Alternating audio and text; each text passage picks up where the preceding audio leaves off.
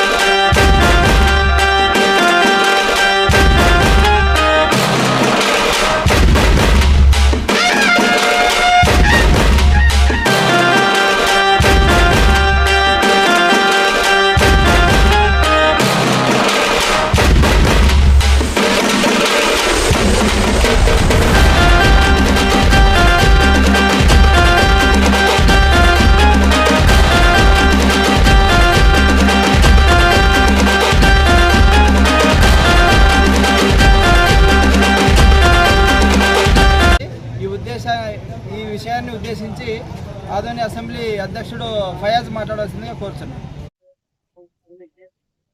आज press meet आज स्पंदना में लेटर देने की वजह ट्रेन आदोनी से आज सेकंड बम्बई कहते सो आदोनी को विजयवाड़ा राजधानी को ट्रेन नहीं है। हम लोगों को बहुत शर्म की बात है।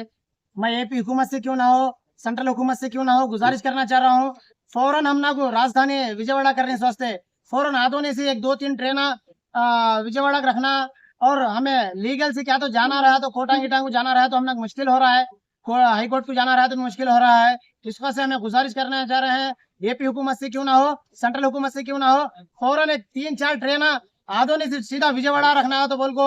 और आदोनी वाले को पर्सनल से टिकट भी कम रखो, विजयवाड़ा को भेजने को वास्ते काम करना ये इंडिया आंध्र प्रदेश की हुकूमत का तो बोल को हमें गुजारिश करना चाह रहे हैं।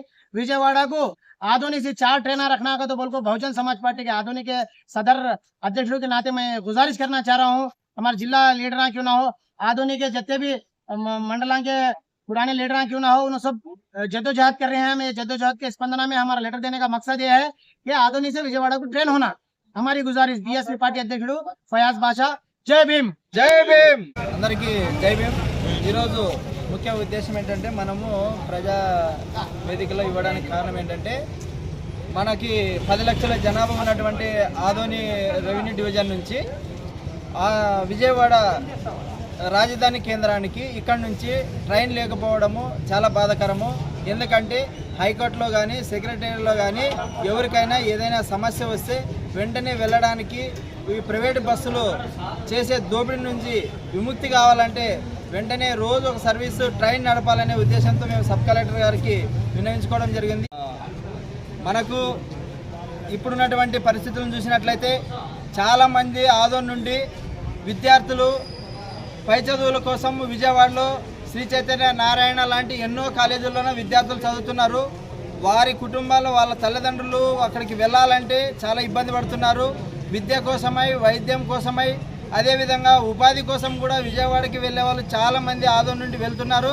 కాబట్టి వెంటనే ప్రభుత్వం చర్యలు తీసుకొని రైల్వే డిపార్ట్మెంట్తో మాట్లాడి ఆదోని నుండి విజయవాడకు ఇంతకు ముందు ఉన్న ట్రైన్ని పునఃప్రారంభిస్తారా లేకపోతే కొత్త ట్రైన్ వేస్తారా అనేది మీరు ఆలోచన చేసుకొని తొందరలో ప్రారంభించాలనేసి బహుజన్ సమాజ్ పార్టీగా మేము డిమాండ్ చేస్తున్నాము।